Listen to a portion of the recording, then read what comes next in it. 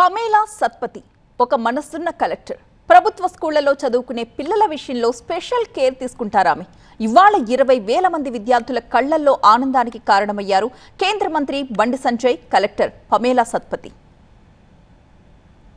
కరీంనగర్ జిల్లాకు కలెక్టర్ వస్తుంటారు, పోతుంటారు. కానీ పమేలా సత్పతి లాంటి కలెక్టర్ రావడం తమ అదృష్టమంటున్నారు జిల్లా అధికారులు. ప్రభుత్వ స్కూళ్లపై, గవర్నమెంట్ స్కూళ్లలో చదివే విద్యార్థుల విషయంలో కలెక్టర్ చాలా కేర్ తీసుకుంటారంటున్నారు అధికారులు. కరీంనగర్ జిల్లా చేసుకున్న అదృష్టమేమో కానీ రేపటి తరం ఇవాళ ఓట్లో సీట్లో లెక్క పెట్టకుండా పిల్లలే మా ప్రాణం, ఒక అమ్మ మనసు ఉంటే తప్ప ఈ ఆలోచన సాధ్యం కాదు.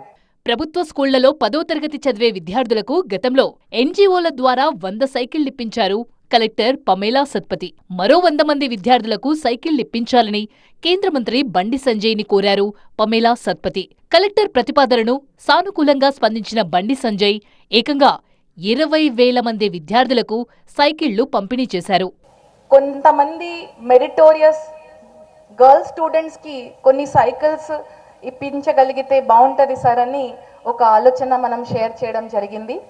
కానీ ఆ రోజు నుంచి ఎంత తక్కువ సమయంలో ఈరోజు మన కరీంనగర్ పార్లమెంటరీ కాన్స్టిట్యుయెన్సీ యంత్రంగా ఒక 20,000 సైకిల్స్ అమ్మాయిలు కాకుండా అబ్బాయిలు అందరికీ కూడా సమానంగా చూస్తూ అందరూ 10th పిల్లలకి సైకిల్స్ ఇప్పిస్తున్నారు అంటే ఇంతకన్నా గొప్ప విషయం ఏముండవు. పమేలా సత్పతి కలెక్టర్గా వచ్చాక కరీంనగర్ ప్రభుత్వ స్కూళ్లలో రిజల్ట్స్ పెరిగాయంటున్నారు కేంద్ర మంత్రి. స్కూల్ విద్యార్థులకు సైకిళ్లు పంపిణీ చేయడం సంతోషంగా ఉందన్న సంజయ్ త్వరలో మోదీ కిట్లు కూడా అందిస్తామన్నారు. వాళ్ళ గతంలో కరీంనగర్ జిల్లాలో కలెక్టర్ గారు ఛార్జ్ తీసుకున్న తర్వాత కరీంనగర్ జిల్లాలో రిజల్ట్స్ గవర్నమెంట్ స్కూల్లో వస్తున్నాయి. ఇప్పుడు మనం గుర్తించాలి, ఉపాధ్యాయ పేరెంట్స్ కూడా గుర్తించాలి. ఈరోజు ఈ సైకిల్స్ మనం పంపిణీ చేస్తున్నాం. 20,000 సైకిల్స్ ఇలా కరీంనగర్ పార్లమెంట్ కాన్స్టిట్యూన్సీలో ఇస్తున్నాం. ఇది మోడీ గారి గిఫ్ట్గా.